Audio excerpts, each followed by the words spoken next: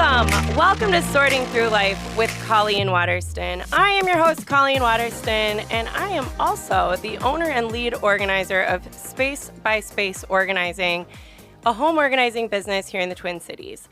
And today I'm going to be having a very special guest, Rachel Schromen, on to join me and talk about the fun elements of estate planning.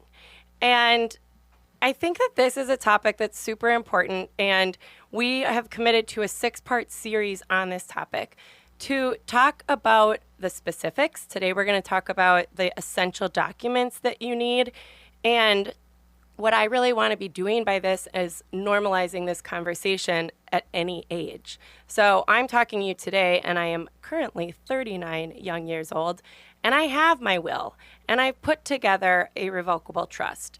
And I have designated my powers of attorney, and I have my healthcare directive, and I've thought through the uncomfortable topic of what I want to happen to me and my body and my assets and the things that I will leave behind on this earth when I am no longer here breathing through my body. I was raised in a funeral business. My family owned the Cremation Society of Minnesota for my whole life. My grandpa started in 1955. My dad was born in 1959. I was born in 1986. I've never known a day where the funeral business wasn't just a very normal part of my life. And I've realized as I've launched my own business and worked with people in a home organizing capacity, just how much being a funeral director's daughter has really inspired a lot of my worldview and my carpe diem approach to life and my very innate understanding that we only get what we get. When I had my dad on the show, I read a poem called The Dash by Linda Ellis, and it's the dash between the dates, that when you go to a funeral, when you go to a cemetery, you see the birth and the death date, and we get that little dash. And what we leave behind is our legacy. And what we leave behind can often be a big burden. And from my home organizing capacity, I work with people on making sense of their stuff. And we live in the United States where we are a very consumptive society. We have a lot of things. We have a lot of papers. We have a lot of stuff. And so whether somebody is young or old, there's often an overwhelm that comes with our stuff. And with Space by Space Organizing, I have so much fun going into people's homes and lives and being able to help them make sense of their stuff. But I've also realized that on the later end of life, there can be a lot of tension, frustration, anxiety around dealing with somebody else's stuff. For instance, a parent, knowing that every time you go to mom's house, you see how much mom has, and you know that one day you're going to have to deal with all of that. There's this cartoon out there with a man looking in front of a garage with his son, and he says, and it's full of stuff, like floor to ceiling stuff. And the dad says, son, one day all this will be yours. And it's like that son is not a minimalist. He's got his own stuff. Now you add the stuff. So with my business, with Space by Space Organizing, we have a component we call legacy lifting. So to leave a legacy, not a burden, and to be an unbiased, helpful guide to go through your stuff. So you can hire us to come into your home and help you go through your things and help you decide what gets donated, what's no longer needed at all, what's trash. What would you love this child to have? What would you love this friend to have? What's something unique? I'm working with a client who has an extensive music collection, and we're figuring out what local high school might be interested in this music, or what local music organization might be interested in this sheet music. Some of it very rare sheet music. And so by hiring an outsider to work through your stuff, it helps you to make sure that things that, are kind of overwhelming to make sense of, that while you're here, you can take the time to make sense of your own stuff and not have that impede on your relationship with your children, with your time with your children. And I'm super passionate about that offering and growing that offering really in my business, because I realize with every family and every scenario that I help be this outsider, how much value is added to a downsize, or just that tender moment in life when you're feeling like your days are less, you have less days ahead than you have behind you, right? And it's that tension of knowing that. But what Rachel and I are going to talk about today, and what I think is so important, and both of us are young. She's been in business for 10 years. She runs Schromen Law out of St. Paul, a women-owned, women-operated. We were connected and just really hit it off because we share the value of helping people make sense of this time of life, this somewhat awkward moment, or just, it can be uncomfortable. I get it. Nobody wants to think about the fact that they're going to die. Like, that's morbid is what we call it. It's because morbid relates to death. But it's a fact of life that everyone who is living will one day no longer be. And within that truth comes decisions to make. And in my line of business, I help people make decisions around their stuff. And in Rachel's line of business, she really helps people walk through the choices that they can make about what happens to them and what happens to their stuff legally and their property legally after they are no longer here to speak for themselves. So today, we're going to talk about some of the things that you want to have in place at any age for the reasons. We're going to get into it, and then we're going to talk about the things that you want to have in place while you're still alive, as well as the day that you eventually pass. So, hopefully you guys have fun listening to us, and it's not an awkward topic or not uncomfortable, and we can help you see this as a necessity that isn't as awkward as it might seem to be. So, joining me in the next segment, Rachel will come on and give us all the nitty-gritty details that we need to know from that very fun legal perspective. This is Sorting Through Life with Colleen Waterston on AM 950, and we will be right back.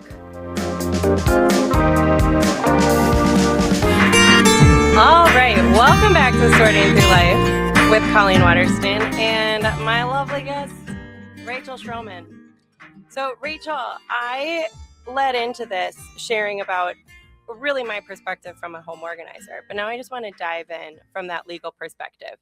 And, we are both young to be talking about this. Well, not necessarily is what I would say. Yeah. And so, but what is the average age that somebody comes to you? I think the average age at our firm, honestly, is probably actually around our age. Because of their parents. Kind of. I would say we work with a lot of clients that are aged like 35 to 45. And then we have clients even younger, as young as 18-year-olds. No kidding. We have 18-year-olds that are doing healthcare directives and powers of attorney before they go off to college. Okay. And then, of course, we work with clients on the other end of the life spectrum, 70s, 80s, some 90-year-olds. So the average age is really right in the middle. And there's a few things that bring that age demographic into our office. One is they have young children. Yes. That can be, I would say there's a number of things that trigger people to do their first estate plan. Sometimes it's going off to college. That's not super common. Mm-hmm. Sometimes it's buying their first home. Yeah, it's like you think about your dorm bedspread before I think you think about totally my healthcare directive. Absolutely. What happens if I trip in my dorm? Right. Yeah. So buying their first home, but for most people, it's if they have a child. Yep. And the other thing that brings that age demographic in is losing a parent. And when we have someone come in after a loss and there's an urgency to get their estate plan in place, it's one of two things that they tell us. Either one, well, so-and-so, my parent just passed away. They had all of their planning done so well. we want to make certain we do this for our loved ones. Yep. Or the Yep. I opposite. know what you're going to say. Dad just passed away. He had nothing organized. It was a nightmare. It was a nightmare. I never want my kids to have to go through what we went through. Mm-hmm. And I think our generation too talks about a lot more stuff. Mm-hmm. We talk about money. We talk about death. We talk about the fact we're doing our estate planning. Some of these things, for like my parents' generation, were considered very, very private. It's probably not something my mom would have talked about with her friends. That is so true. Mm-hmm. And so because of that, I think we see younger people coming in and doing wills at a young age, getting healthcare directives at a young age, even doing prenups, it's because people are talking about it. It's becoming more normalized. Part of what about regulation? Has it become like when our parents were our age, were there the same hoops to jump through to be able to go to the hospital and speak on their behalf? Oh, that is actually a very astute question and thank point you. because no, not really. Yeah. I think my dad and I were talking about burial. Mm-hmm. And we were talking about in the past how we talked about all the different things other than cremation. Mm-hmm. And so we were, becoming a tree pod, green burial. So green burial, I thought was the same as human composting. Completely not. Human composting, you go away and you can become dirt. Fascinating. But green burial is just without the casket. And there's places you can get, it's more in the ground. And when we were talking about it, it was like, this is what every burial was 100 years ago. Then we regulated that you must be contained and, have the vault and certain things. And so it's kind of interesting where it's like the regulations inspires the industry, inspires the need. Totally. And I'll say, as you know, I kind of nerd out about burial and stuff. So I have opinions about the regulations that moved us away from green burial. What I'll say about the regulations and the reasoning for why this type of legal planning, this estate planning, has become more necessary, it has to do with protection of individuals and making certain their wishes are respected. So, for example, healthcare directives. I'll have clients, maybe older or further along in life, who kind of say, well, back in the day or when my mom passed away years ago, we didn't need that. The doctor would just tell us everything. But the reason healthcare directives are now required is frankly because of HIPAA right? And so a doctor wants to make certain that the person giving them direction is who you want to be giving them direction. They're making less assumptions. And at the end of the day, it's the result of lawsuits. Doctors get sued because they do give information they shouldn't have. They do listen to people that maybe were not the correct person. How are they supposed to know that? But that's where the documents come in. And they're under so much pressure to get so much done. They don't have time to sit there and be like, let me figure out the family dynamic here. It's like, no, who am I legally okay to share this information with? And so tell me, like, these essential documents. Power of attorney, healthcare directive. Yep. And those are the two documents that are in place for you while you're alive. And then having the after death documents, which of course they can be different depending on what a person needs. But at a very, very high level, it's typically a will or a revocable trust. Let's start with still living. Yeah. Power of attorney, healthcare directive. Let's break them down. All right. So power of attorney is a document where you can state who has legal authority to step in and manage finances for you if you cannot manage your own. They can break contracts on your behalf. They can talk to your financial planners. They can talk to your mortgage lender. They can really step into your shoes in a legal financial capacity. So if I'm married, does the partner automatically have power of attorney? No. If I'm single, does a parent automatically have power of attorney? No. Literally everyone over the age of 18 needs one. And so a parent can only speak on their behalf of their child until they are 17 and 364 or 4 days. Yeah. 5 if it's a leap As year. soon as that kid turns Yeah, 18, yeah. yep, as soon as the child turns 18, the parent has no inherent authority, frankly, to make medical decisions or financial and legal decisions. And So that's do why you find a lot of people that come in and have kids in their teens, if they're doing their will and everything, they'll include, hey, can we also get my kids set up with power of attorneys? And yes, and with the caveat, once the child has turned 18, that 18-year-old needs to be the one that chooses to work with us and tell us who they want in the document. Now, rather than saying, parents come in and have us do documents for their child, what I will say is parents come in and offer to pay for it if their child wants to do it with us. And which is it's an great. easy gift for a kid to accept. Right. I mean, graduation gifts and 18th something birthday. no 18-year-old is like, let me just budget for that real quick. No. Because they're not thinking that they're going to need it. And it can be a little chunk of change, but totally enormously beneficial the moment that you unfortunately need it. Yes. And every 18-year-old we've worked with has been interested and engaged in getting these in place. I would say only one 18-year-old woman I worked with was enthusiastic and came in with questions and was really into it. I mean, I was kind of impressed. I was like, have you thought about becoming an estate planning attorney? Would you like to be a clerk for us? Seriously. The other 18-year-olds, they're a little aloof, but they're still asking questions and they understand. And I think there is a sense of safety and protection knowing that, if they do a study abroad or they're at college and something happens, their parent can step in and will have full weight and full force to speak for them and make sure everything's okay. So power of attorney, because is it only if I can't speak for myself, or is it like you're saying, if I'm abroad or if I'm somewhere else, or if I have a child and I'm on a vacation and something happens to the child, so that my parent can speak on my behalf, or when is that used? So there's different ways the power of attorney can be drafted. You can have a power of attorney that says the person has authority if and only if you're incapacitated. Now, what I will say is that is not commonly what I recommend. I do recommend having a power of attorney where you're giving someone authority to act if it becomes necessary.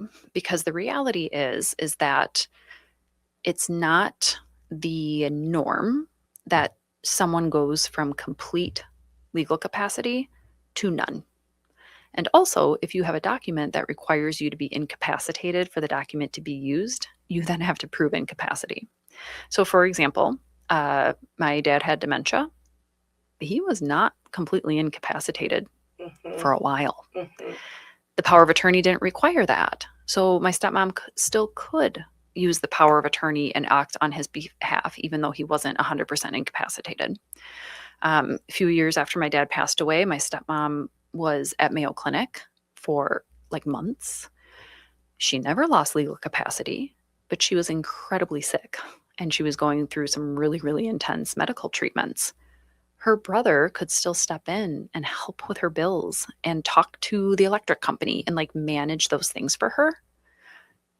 She would not have been able to get deemed legally incapacitated during that period.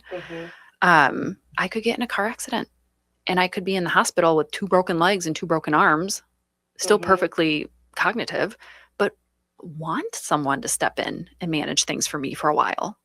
My power of attorney, because it isn't triggered on incapacity, allows that support to be there in that in-between space. And then, I mean, it's a lot of power you're giving someone. So we don't have to go into too much detail today, but we have other safeguards you can build in. We have best practice recommendations. And then you always want to be naming people you trust as well. And thinking through that. And this is where I think by having this series, even, it's really to just show that estate planning is something to be proactive about versus when you need it. Yeah. Because when you need it might be the hardest time to achieve the signature, the notary, the making of it official. And it's like you don't want to buy house insurance after your house burned down. Well, not only do you not want to, you can't, right? You can't. It's your insurance document of who speaks on your behalf. Yes. And that's, we ran into this in my family when my older brother had a medical issue come up, and he was completely incapacitated for like 8 weeks. And his wife and his family, we did not know if he was ever going to have capacity again. And his wife was trying to manage things, and she kept being told, well, we need a power of attorney. He wasn't signing one. There was no way to get one. And even when people do have capacity, like I've done full will signings, like deathbed will signings, where the 2 weeks leading up to someone passing away, they're talking to me, their family's talking to me. I'm in there with documents, we're signing, and the person passes away 2 days later. And every time that happens, I have 2 reactions. One, I am incredibly grateful and honored to have been able to show up and get that done for the family and make things easier for them legally, right, after their loved one dies. And then my other reaction, and this isn't legal talk, but I always kind of think, well, this sucks. Yeah. I wish I didn't have to be here. I wish I didn't have to be here. I wish they didn't have to have me here. Right. In these last days with their loved one. I'm always honored. Hi to you. They have to like, oh, thanks, Rachel. It's just like, I wish this was not even part of this experience for them. Yep. I wish you've told me a story before about somebody who had their documents in order and then they were like, hey, it's happening. Is there anything I need? And you were like, just to be next to your wife. Yes. And it's like, isn't that what you want to be able to say? Is just experience this, just be there and just give your loved one the most peaceful passing that you can. And we'll talk on the other side of it. Yeah, but you're good. That client, that he called me on a Friday, and I called him at the end of the day, and he said, my wife's going to pass over the weekend. What do I need to do this weekend? And I got to say, you get to be with your wife. I was like, those are very hard conversations. They're also conversations that remind me why I do what I do. Of course. Of course. And I think that's the human, you're protecting human interest, individual human interest. And the more that we can educate and normalize what you need, the more that people will be proactive, make choices, really think through the choices. I thought through even, being an unpartnered person as an adult and thinking, who could I put on here also that's not a family member who knows a lot about what I think, who goes on the most walks with me, who we've talked about life so much. I talk about I'm close with my family, but I named, I think 1 or 2 other people that I'm like, they could help this situation. And by naming them, if my family had a question, because I don't have a husband who knows all my wishes. And, there's my sister, but it's like, but this friend I think could really come and be a voice of reason. Right. And could help you guys know that this is thought through. Let's talk about the healthcare directive. So power of attorney, go and get it. But actually first, can I go to LegalZoom? Can I go online? Or should I go? Tell me. I have to ask. Yeah, everyone wants to know. Yes. And actually our firm just, I think last week, one of my attorneys, Jenna, she wrote and published on our website an article called The True Cost of DIY Estate Planning. We will link it with our show notes. Amazing. We have a new website, sortingthroughlife.com, with all of our episodes, and we will be having show notes, and we will link that blog. Perfect. Yes. So, and I always, like, I get asked this question so much, and part of me is like, well, I'm an attorney. How do they think I'm going to answer, right? But what I will tell you is I advise strongly against online wills, and I don't, and online documents. And I don't do that because I don't want anyone doing them, because I want to make certain they come pay us to do it, right? It's because I've seen them and I've reviewed them. And I've also been an attorney who was new to practicing law at one point, who drafted seemingly simple documents, thinking I knocked it out of the park, Mm-hmm. and then had a mentor go through Got them. this. Yep. Crushed And it. I was like, oh, the power of attorney is super easy. Okay. And then I had my mentor review it, and he's like, this isn't filled out correctly. Because of this, a bank won't recognize it. And it's the littlest things. Mm-hmm. Oh, this needs to be initialed. Oh, you X'd this box, but technically, because it's successive, not joint, you don't need to delineate that, but you need to leave it in, and a bank won't recognize. I mean, it gets very nuanced. And if you don't know all of those things, even if the form that you find online and fill out, or the document, how ChatGPT writes it, even if it is drafted correctly, or, are you completing it correctly? I've had people come in with self-drafted wills thinking they drafted it to go to their children, and the language, and it's all legal, right? The language they use skips their children. I've had people come in with self-drafted documents that aren't even enforceable in the state of Minnesota. If you draft it with ChatGPT, you can there's gonna be a lot of dashes. Oh, It's yeah. like Then we'll see there's the gonna M dashes. be, it's like Yeah. in the past of I can tell this was an internet document. Now it can be I can Yeah. tell this is an AI document. But I think and I'll share on the topic of ChatGPT. So I actually recently was playing around with ChatGPT, because ChatGPT can be really awesome for brainstorming. I love it as a brainstorming tool, and I love to prompt it to ask me questions to get Mhm. my brain to work, right? I don't want to turn my brain off. I want ChatGPT to work my brain. And so I was working on a cohabitation agreement and going back and forth with ChatGPT, and it was helpful. There were some things where ChatGPT was like, well, have you thought this type of clause might be a good idea? And this is a way that you could, and I'm like, I hadn't thought of that angle. But then it asked, do you want me to draft a cohabitation agreement? And I was like, maybe. Yeah. Let's see what you got. Can't hurt. And so I prompted it, yes. And I put under Minnesota law, blah, blah, blah, blah. And I prompted it. And the document it spit out would not have been enforceable. And that's so good to know, because it probably, to my eye, would have been like, whoa, yeah, this is amazing. I just Yep. saved X amount of dollars. Yep. But I do think it's really important to, even for the show, for the radio show, a lot of times I will talk out loud to Otter AI and do a transcription. Mhm. I think I could do that in chat, but I'm not the most chat savvy, but Yeah. I've used it quite extensively, to the point that one day it told me, hold on, cowboy, there's more people using our servers. Because I was copy pasting a bunch of old things I'd written. Okay. I was like, I'm just going to give you all of this, and then we're going to talk. And Oh, funny. I mean, I've really enjoyed playing with it. But so I'll Otter AI, and then I'll put the transcription, I'll text it to myself, and then I text it to chat. For sure, probably the most inefficient. I am not a digital organizer. I am a physical organizer. Know your strengths. Know your strengths.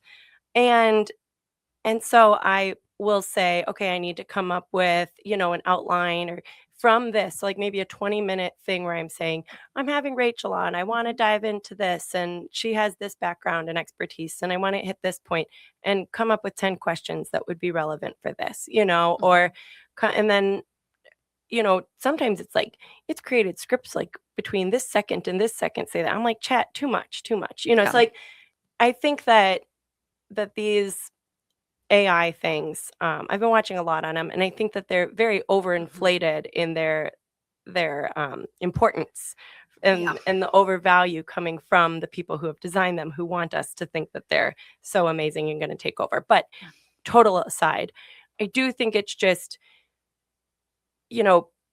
maybe draft something if it's free and you think it's great, but then take that to the attorney as your starting point. Or is that no, please don't? That's a big no, please don't. Okay, glad I asked it, because I would think, hey, I'll get this queued up for you. Well, here's what I'll tell you. We don't review self-drafted documents. Okay. We would make more money if we did, because it will take me longer to review mistakes. Yep, to review the document, edit it, give legal reasoning and analysis as to why I'm changing and editing it, And then after I get done, you know what the client's going to say? Well, why don't you just draft it? And then I'm going to charge them to draft it. Yes. And so because our goal is always to do the most efficient and cost-effective approach, we decline reviewing self-drafted documents because we know that in the long run, it's going to be cheaper for the client to just have us do it. That is so good to know. Mm-hmm. You know, like if you're out there and you're thinking, I'm going to go super prepared, don't. Don't. Just don't. Just let them do their job. You know, it's Yeah. kind of like when I have an organizing client and they want to jump in and help. And I'm like, respectfully, you haven't been able to figure this out in 5 years. Yeah. So maybe stay away for a little bit and let me make sense Yeah. of it, because that's what I do. I make sense of stuff. It's not overwhelming to me. It's exciting to me. I'll dive in. I'll figure it out. Let me ask you what I need from you and deliver the results. Where ChatGPT can be helpful is like when I meet with a client, I always want to know, what are your goals? What are your concerns? What's important to you? And sometimes, like using an AI or having that conversation, you can flesh through thoughts and just organize those Like things. brainstorming. Hey, 100%. ChatGPT, I'm going to be meeting an estate attorney later this week. Can you help me think through the best person in my life to be my power of attorney? Can you ask me questions that will help me understand? But let's not prep everybody with ChatGPT for you. Yeah. I do want to talk about now the healthcare directive. Yes. That's something, from my understanding, like pretty much every law firm will have like that same guidelines to think through with those prompted, you know, because the one that my attorney gave me, I found in multiple other locations when you go and you Google the healthcare directive. Did she use like a to think through? Oh, okay. So it was like, you know, based on different subjects, you know, if I am in this situation, if I am in this, and it prompted me like a worksheet that I prepared. Yep. Yeah. Well, I don't know that all law firms will be the same, because some firms will keep it real basic. Who are you legally appointing to make the decisions? What are their powers? Equivalent of a HIPAA waiver. Like they're going to keep it real. Let's walk back. Yeah. What is a healthcare directive? Healthcare directive is a document where you can state who you want to act as your healthcare agent and who has authority to make medical decisions for you if you can't make your own. That one is only if you can't act. Okay. Yeah. Okay. Yep. And I've been in a number of situations recently where loved ones are going through tough medical moments. And I've got to say, doing it before you need it and putting your wishes out there and having those conversations with the people who are going to be in the room with you. Do it before you need it. That's the only, it's just like, because if it is such a sad moment when you're in that room and when you're facing death and when you're, and just even when it's, you don't even realize you're facing death.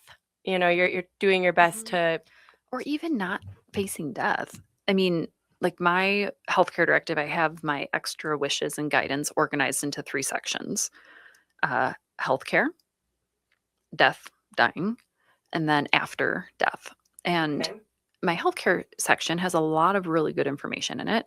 I have specific instructions around pain management. And by the way, it doesn't say what I want. It simply communicates, if I'm going through a medical whatever and I'm expected to live, be very, very cautious with pain management. I'm terrified of fentanyl. I really don't want to come out of a car accident with a fentanyl addiction or anything close, you know? So I encourage in my healthcare directive for people to ask about and go down other avenues for pain management. Even there's like meditations people can lead you through for pain management. I mean, that is how much I don't want these heavy drugs, right? By the way, if I'm dying, very different. So your healthcare directive even points people to which meditations? No, but it says like these are some of the other modalities I prefer. Options. And it says very clearly, like, because of my family history, I'm prone to addiction. I think it says like I don't want to come out of a medical crisis with a fentanyl addiction for the rest of my life. Very nervous about it. And I think even people without addictive family histories would probably be Yeah, terrified to yeah, well, think of that. yes, You know what I mean? It's in our totally. society. Everybody knows somebody who's Mhm, unfortunately passed from a fentanyl overdose that they didn't know mhm, was fentanyl. yep, It's and as laced a in things, and it's just mhm, so it's a terrifying thing. So to think that exposing yourself to that, that's something I didn't think about until you said it mhm. right now. I have clients who, appreciate Western medicine for what it offers, but prefer Eastern modalities. They've communicated that, and that's just healthcare, you know? Uh, yeah, pregnant women, they give direction around if there's a medical emergency, how do they want that decision to be made, and what life do they want to be considered first and foremost if they can't communicate that themselves. And by the way, I've seen very, very different responses Yeah, that's in really different tough. healthcare directives. Hmm. But the point of having it is two things. One, you get to communicate that. And two, the people making the decisions know. I always say, my parents have healthcare directives, or my dad had one, and then my mom has one now.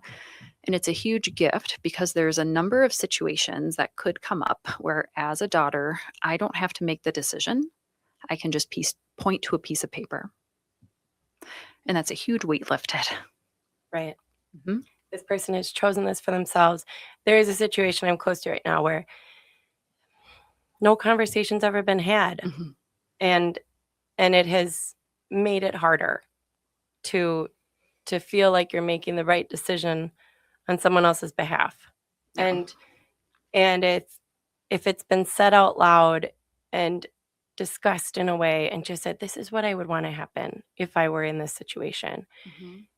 It can just be, we talk about being such a gift to the people that are in the room for you, Yeah. you know?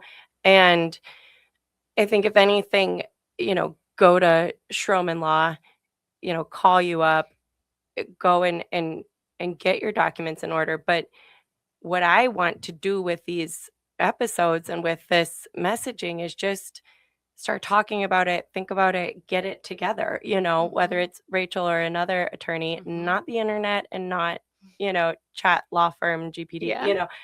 um, but, calling you and having you help walk through this. And it's like the expense on the side of it, it can feel frustrating to have to pay for something that you think you don't need, but gosh, Hmm. when you need it, Yeah.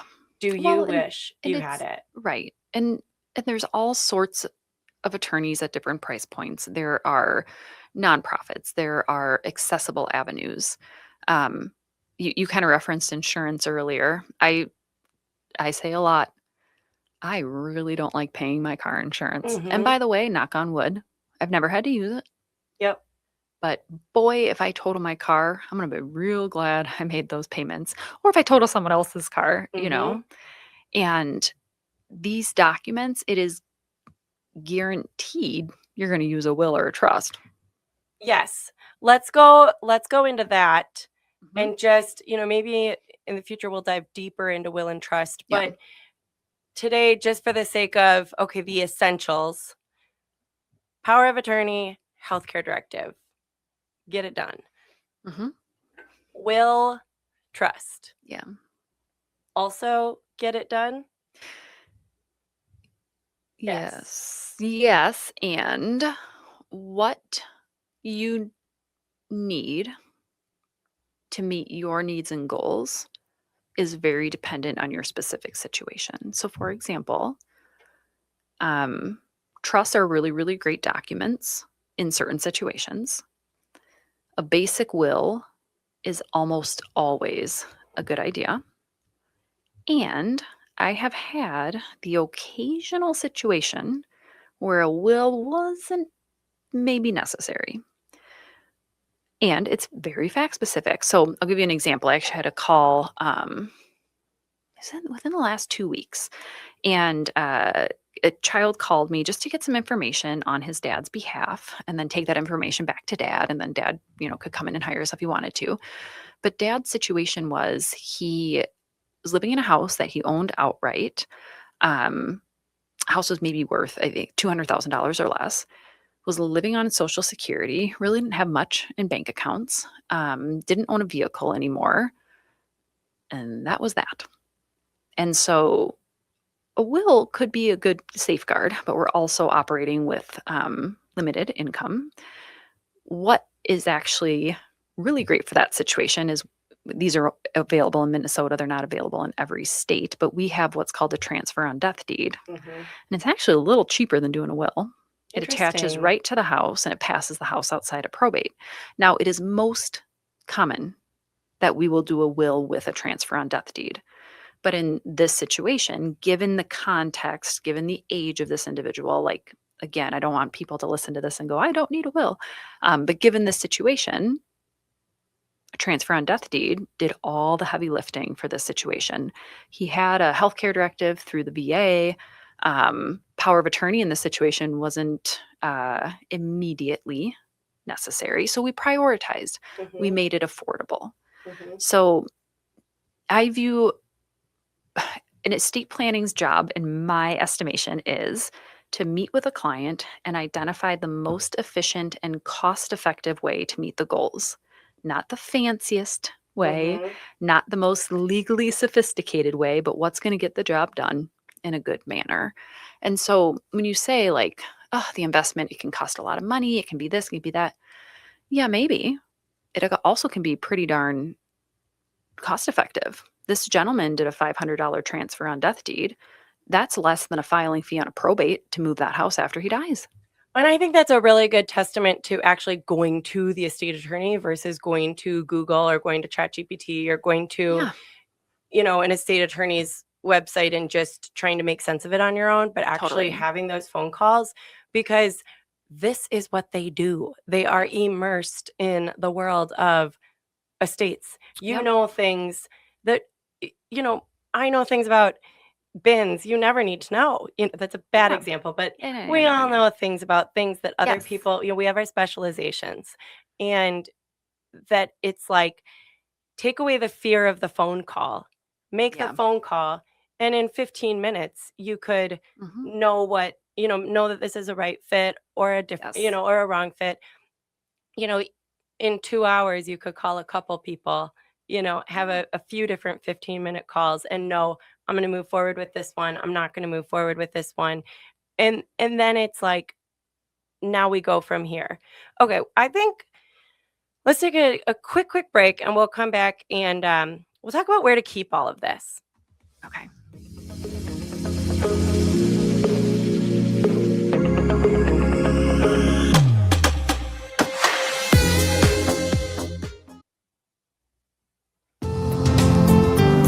All right, welcome back to Sorting Through Life with Colleen Waterston and Rachel Schromen of Schromen Law, and that is SCHROMEN, not AN. You're saved in my phone as AN, and I need to fix that. Yes, you do. I do. I'll do that this afternoon. Apologies. So Schromen EN, so that everybody can find it correctly. And we have discussed the essential documents and the power of attorney, the healthcare directive, a will, transfer and death deed, trust. We're going to get into those a little bit more deeply in the future. Beneficiaries, like putting beneficiaries in your accounts, I think is something very important to do. Super important to do. Yes. And very easy. Often it's like going into your bank account login and putting a name connected to the account. Or stopping by the bank or calling your financial planner. Beneficiary designations directly with accounts, they cost you time. They don't cost you money. And that can avoid probate just by having a name on account, right? Correct. Yeah. Yeah. And that's why when we meet with clients who we have so many people come in and they say, we already know what we need. We want to trust because we want to avoid probate. And then we look at how their assets are structured. We get the details, we get the information. There can be other ways to avoid probate without a trust. And that's where, legal expertise can be helpful too. Legal expertise, so important. And our crossover here is legal with organization. And so it's like all these documents mean nothing if nobody knows where they are. Correct. And there are interesting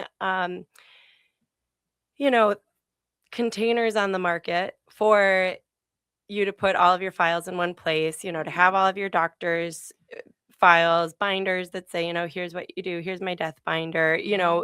There's ways to organize physical files. But from your legal perspective, what's the best case scenario about what I should be advising my clients? And if I'm in their office, if I'm in their financial documents, what's the best way to do this? So for important documents, especially originals, it's important to keep them in a safe place where the people they've named know where and how to get them when and if they need them. What that looks like can be different for everyone. Some people have a safe deposit box. Others, myself, I just have a little fireproof safe that I even have to kind of bend the folder a little to fit it in. I will say I've heard some stories from clients who the fireproof safe needs to be opened every once in a while because they've opened it and it's moldy. So I have two things that I keep in my fireproof safe. You can buy those things that absorb moisture. Okay, good to know. This is like a huge pro tip because people have been crushed by this. They're like, I did what I was supposed to do and now it's moldy. So you can buy these bags that have like little beads in them that absorb moisture. And there's also, I have this thing that it'll absorb the moisture. You can plug it in and then it dries the beads back out. And so now I do the bags and the plug in because I'm like, I'm not plugging that thing in once a month. I don't remember. It's kind of like change your furnace filters, open your lockbox. Yes. But I mean, my lockbox, things aren't damp or mildewy, but it smells kind of mildewy when you open it, like a little bit. It's the paper. I have one of those fire safe bags. It's like silver. Yep. And then I have one that's just a sleeve, the fireproof sleeve. So I think, getting one of those is great, but also telling someone where it is. 100%. We have done estate plans for people where the family calls and they can't find the original. Now, we keep PDF files of everything, so electronic copies are important too. We can get what we need done, usually with a scan. But we've had people, we had a guy recently who did his planning with us, passed away within a month or two, and they never found the originals. And he definitely walked out of our office with them.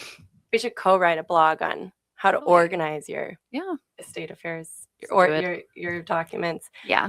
Well, Rachel, another great conversation with you. I'm super excited for more. I know that your clients appreciate you so much, and I would just encourage people to get on top of things, get to it before you need it, so that when you do, you can have some peace of mind amidst what might be a hard situation otherwise. This has been Sorting Through Life with Colleen Waterston. Thank you for joining.